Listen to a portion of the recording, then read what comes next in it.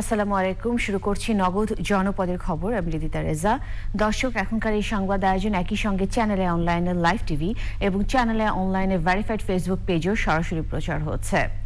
বিজয় দিবসের টানা ছুটিতে লাখো পর্যটকের সমাগম ঘটেছে কক্সবাজারে।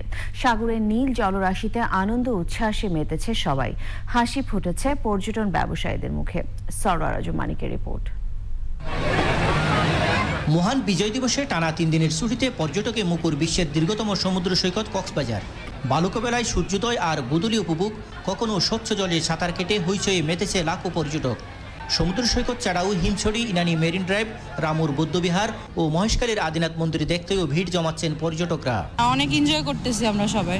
পরিবেশটা অন্যরকম লাগছে, মনে হচ্ছে খুব একটা আমরা কোন একটা সেলিব্রেট করছি ডিসেম্বরটা। ছেলে মেয়ে বউ বাচ্চা নিয়ে এসে একটু ঘোরাঘুরি করছি, তাতে অনেক ভালো লাগছে। আমার হাজবেন্ডের বন্ধুর বাচ্চা কাচ্চা নিয়ে আসছে আমরা ঘুরতে। লাখো মানুষের সমাগমে করোনা বিপর্যয় কাটিয়ে ওঠার আশা করছে পর্যটন খাতের ব্যবসায়ীরা। অনেকদিন পরে আমাদের মন্দা কেটে আমরা আবার আমাদের পূর্বের অবস্থায় ফিরে যাওয়ার মতো অবস্থা হয়েছে এবং আমরা ব্যবসা বাণিজ্য করে পূর্বের ক্ষতি আমরা পোষাতে পারবো। আমরা সরকারকে দাবি জানাচ্ছি রাতের বেলায় যাতে কক্সবাজারে একটা বিনোদনের ব্যবস্থা করতে পারে। পর্যটকদের নিরাপত্তা ও হয়রানি বন্ধে নজরদারির কথা জানিয়েছে ট্যুরিস্ট পুলিশ। ফুড প্যাট্রোলও ডিউটি করছেন যাতে পর্যটকদের কোনো সমস্যা না হয়, তাদের নিরাপত্তা নিশ্চিত লক্ষ্যের জন্য ট্যুরিস্ট পুলিশ কাজ করে যাচ্ছে।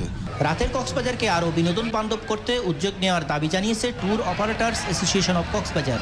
এই পর্যটককে ধরে রাখার জন্য কক্সবাজার সমুদ্র সৈকত সহ আশপাশের এলাকার পরিবেশ ও প্রতিবেশকে সংরক্ষণ করার কথা বলছেন পরিবেশবিদরা। কক্সবাজার সমুদ্র সৈকতের সুগন্ধা পয়েন্ট থেকে সরওয়ার আজম মানিক, চ্যানেল আই। নোয়াখালীর সোনাইমুড়িতে বেপরোয়া গতির ট্রাক চাপায় জগন্নাথ বিশ্ববিদ্যালয়ের সাংবাদিকতা বিভাগের ছাত্রী মিতুর মৃত্যুর ঘটনায় অভিযুক্ত ট্রাক চালককে গ্রেফতার করেছে পুলিশ। শনিবার রাতে সোনাইমুড়ি উপজেলার কৈশলার বাগ এলাকা থেকে পুলিশ তাকে গ্রেফতার করে। শনিবার দুপুরে নোয়াখালী ঢাকা মহাসড়কে ট্রাক চাপায় সাবরিনা আক্তার মিতুর মৃত্যু হয়। সে জগন্নাথ বিশ্ববিদ্যালয়ের গণযোগাযোগ ও সাংবাদিকতা বিভাগের শিক্ষার্থী ছিল।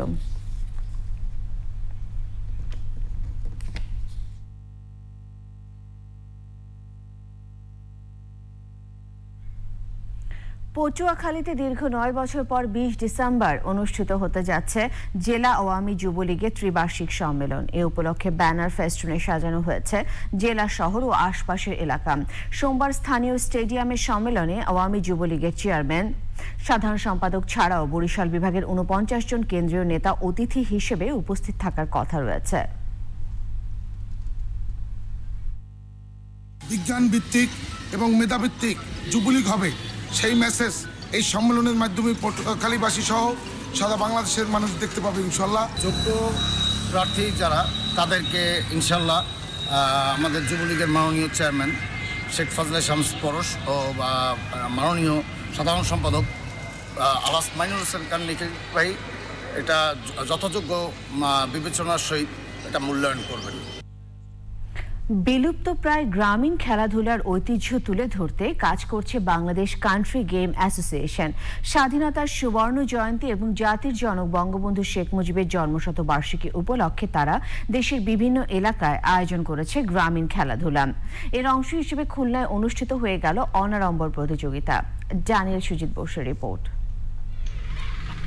একসময়ের জনপ্রিয় খেলা হাডুডু, গোলাছুট, কানামাছি, গাদন, বৌচি, মোরগ লড়াই, কুতকুত, দাঁড়িয়াবান্ধায়, ইচিং বিচিং, ল্যাটিং ব্লাটিং, রুমাল চুরি, লাঠি খেলা ও পাতা খেলা আজকাল আর তেমন চোখে পড়ে না। বিলুপ্ত ও লুপ্তপ্রায় এসব খেলার আয়োজন ডুমুরিয়া ব্যায়াম স্কুল মাঠ প্রাঙ্গণে। এমন আয়োজনে মুগ্ধ আয়োজক ও দর্শকরা। সুন্দরভাবে সবাই খেলা উপভোগ করছে, এটাই দৃষ্টিনন্দন। বিভিন্ন ধরনের খেলা খেলেছে, কিন্তু এখন এইসব হাডুডু খেলাগুলো নেই এখন। তৃণমূল পর্যায় থেকে বালক ও বালিকা এবং যুবকদের বাছাই করে আয়োজন করা হয় এই প্রতিযোগিতা। বাংলাদেশ কান্ট্রি গেমস অ্যাসোসিয়েশনের এই আয়োজনে সহযোগিতা করেছে স্থানীয় প্রশাসন। আয়োজনে অতিথি হিসেবে যোগ দেন জেলার গণ্যমান্য ব্যক্তিরা।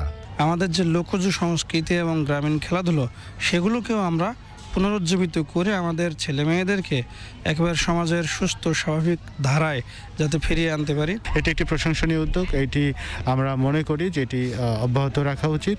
আমাদের গ্রামে গঞ্জের যে খেলাধুলা, এটি আমাদের নতুন যে প্রজন্ম, এটি তারা জানতে পারলে তারা সমৃদ্ধ হবে।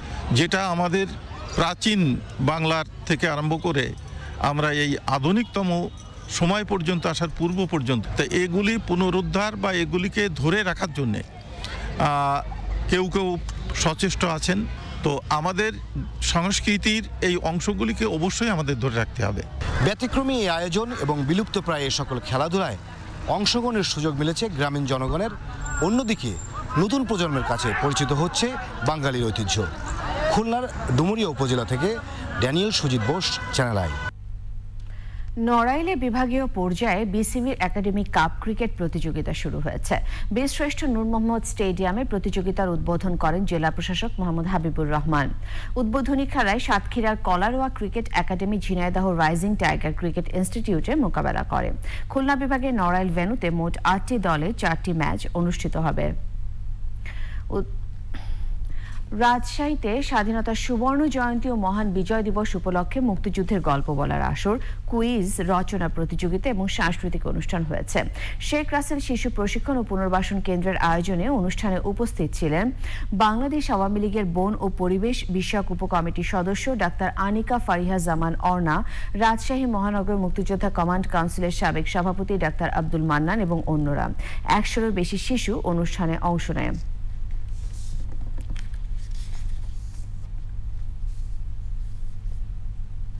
এই ছিল নগদ জনপদের খবরে। সবাইকে ধন্যবাদ।